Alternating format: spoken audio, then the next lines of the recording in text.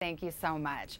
We move now to Egypt and the violence and chaos in Cairo. The protests continue today for the fifth day, despite the fact that the Egyptian military has now agreed to accelerate the transition to civilian rule. But with at least 38 dead, there is no sign tonight that the tens of thousands of people who've been taking to the streets are inclined to stop. Our chief foreign correspondent, Richard Engel, is in Cairo again for us tonight. Richard, good evening. Good evening, Savannah. As you can see, there are no signs at all that these protests are letting up. Now, some political parties in this country have accepted the military's compromise and have already begun negotiations to form a new government. But it's not enough for these protesters who want an immediate end to military rule. In Tahrir Square, no backing down. Peaceful protesters demanding democracy from an entrenched military which is beating them back. But is that the full picture? We left Tahrir, went down a nearby alley. It leads to the front line, where demonstrators have clashed with security forces for 5 days. Today, protesters flipped over cars, preparing defensive barricades. They showed us tear gas canisters and shotgun shells, evidence they claim of the brutality against them. Their anger is directed at Egypt's military. The people want to try the field marshal, they shouted, referring to the head of the Egyptian military. As we went further, we found something unexpected. Soldiers were trying to prevent clashes.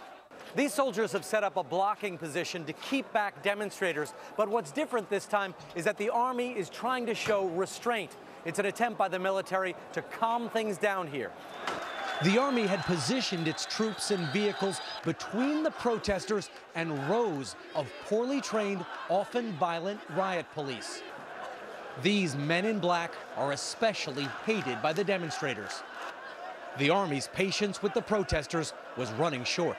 What happens now?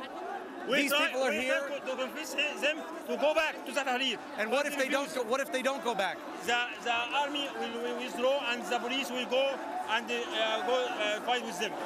Minutes later, protesters started throwing stones.